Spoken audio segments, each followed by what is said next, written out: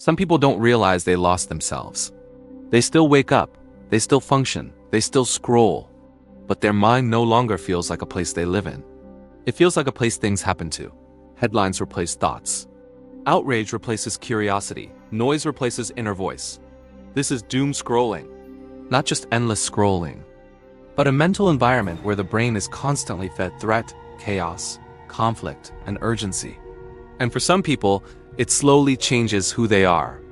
People who doom scroll don't usually feel addicted. They feel informed. They feel alert. They feel on top of things.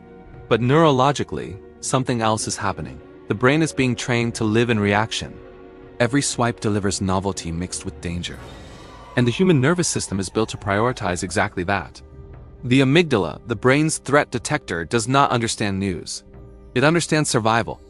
Every alarming headline, every social conflict, every catastrophe video is processed as potential danger. Even when you are safe in your room, the nervous system is preparing you for impact. This is why doom scrolling doesn't feel neutral. It creates a background tension, a subtle urgency, a mental tightness. The body releases stress hormones, attention narrows, time perception shifts, and slowly, without announcement, the inner world becomes quieter. Many people describe the same change. They stop daydreaming, music feels flatter, silence feels uncomfortable. Their mind no longer wanders. It scans. Doom scrolling does not just fill time. It occupies the space where a person usually meets themselves. But then something different happens. Some people stop, not as a challenge, not as a detox trend, but because their mind begins to feel unfamiliar. And when they stop, something unexpected returns. Doom scrolling works because it perfectly fits the brain's ancient priorities. The human nervous system evolved to detect threat faster than pleasure, to remember danger longer than comfort, and to treat new information as potentially important for survival. Modern platforms combine all three. Novelty keeps the dopamine system engaged. Threat activates the amygdala. Social conflict activates identity and belonging circuits. Together, they create a loop where attention is constantly pulled outward. Over time, the prefrontal cortex, the part of the brain responsible for reflection, meaning-making, and inner narrative, becomes less active. The mind becomes a monitoring system. It checks, it reacts, it updates. This is why doom scrolling often feels impossible to stop. The brain is not seeking entertainment. It is seeking resolution, but threat-based content never resolves. It only refreshes. As this continues, many people experience emotional flattening. Not numbness exactly. More like a reduction in emotional contrast. Joy feels softer. Curiosity weakens. This state is exhausting, but familiar. And the brain prefers familiar stress over unfamiliar calm. Identity also begins to shift. When most mental activity is consumption, opinion, reaction, and defense, there is less room for internal authorship. The sense of I am someone who thinks, imagines, and chooses is slowly replaced by I am someone who responds.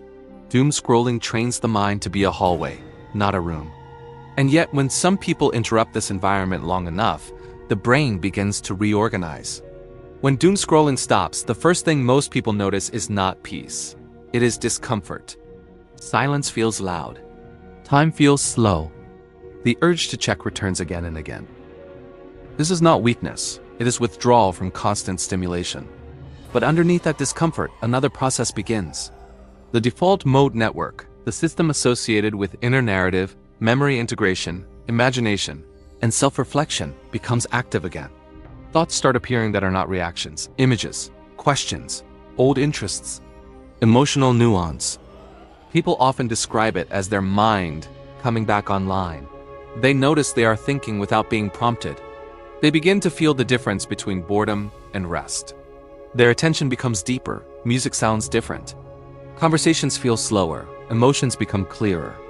Most interestingly, their sense of self becomes more continuous.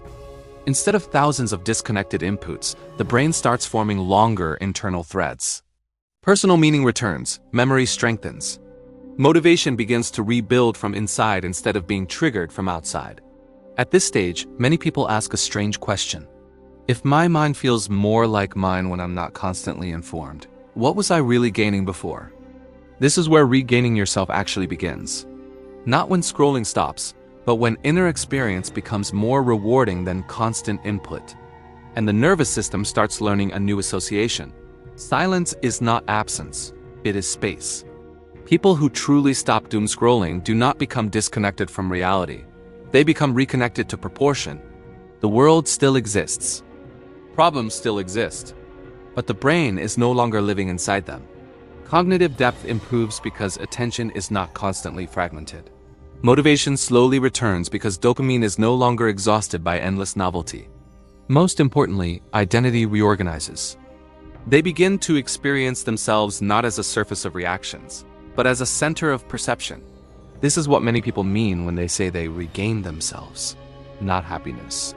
Not productivity, but a sense of being mentally located again. The mind becomes a place you inhabit, not a stream you drown in. And this is why stopping doom scrolling often changes more than habits. It changes how time feels, how emotion flows, how thought forms, and how a person experiences being alone. If this video resonated with you, you're invited to share your thoughts in the comments. Have you noticed changes in your own attention, emotions, or inner world after reducing scrolling? And if you're interested in more calm, psychology-based explorations of how the brain quietly shapes behavior, you can subscribe to Neuro Plain.